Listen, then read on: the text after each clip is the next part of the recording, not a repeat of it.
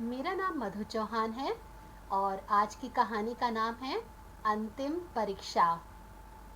प्राचीन समय की बात है। एक गुरुकुल में बहुत से विद्यार्थी पढ़ते थे।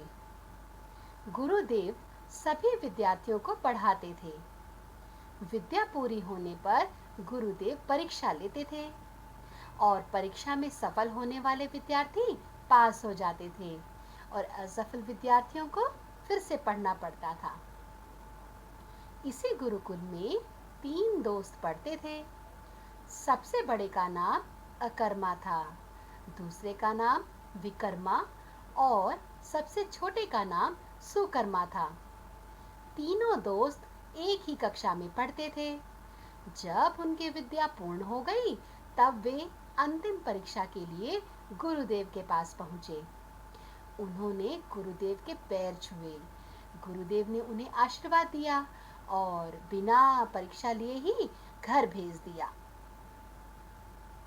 वे तीनों बड़े खुश हुए। वे रास्ते में सोच रहे थे कि हम तो बिना परीक्षा के ही पास हो गए। और शाम हो चुकी थी। गांव दूर था, नदी भी पार करनी थी, इसलिए वे जल्दी जल्दी जा रहे थे। रास्ते में एक स्थान पर बहुत से कांटे पड़े हुए थे। तीनों सोचने लगे, अब क्या करें? यदि कांटों को हटाएंगे तो देर हो जाएगी। अकर्मा सबसे बड़ा और लंबा था। वह थोड़ा पीछे हटा और तेजी से दौड़कर उन कांटों को कूदकर पार कर गया। विकर्मा ने कांटों से बचा बचा कर पैर रखे और सावधानी से निकल गया। सुकर्मा सबसे छोटा किंतु अधिक समझदार था। वह रास्ते से कांटों को हटाने लगा। अकर्मा और विकर्मा बोले, अरे सुकर्मा, जल्दी आ जाओ, नहीं तो आज नदी पार नहीं कर सकोगे। वह बोला, मैं तो ये सारे कांटे हटाऊंगा, नहीं तो रात को किसी भी राहगीर को ये कांटे चुभ सकते हैं। यदि मैं आज न भी जा सका तो कल चला जाऊंगा। यह सुनकर अकर्मा और विकर्मा बोले, ठीक है, तुम कांटे हटाओ, हम तो जा रहे हैं। यह कहकर वे दोनों चले गए। उसी समय गुरुजी वहां आ गए। वे एक झाड़ी के पीछे छिप कर खड़े थे। उन्होंने अकर्मा और विकर्मा को बुलाया। गुरुदेव को देखकर तीनों चौंक पड़े। गुरुदेव बोले, ये कांटे मैंने ही बिछाए थे। यही तुम तीनों की अंतिम परीक्षा थी।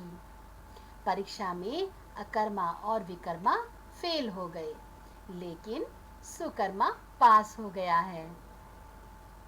गुरुदेव ने अकर्मा और विकर्मा से कांटे बिनवाए और उन दोनों को फिर से गुरुकुल भेज दिया, क्योंकि वे दोनों परीक्षा में फेल हो गए थे। सुकर्मा को गुरुदेव ने आशीर्वाद दिया और नाव में बिठाकर नदी पार करवा दी।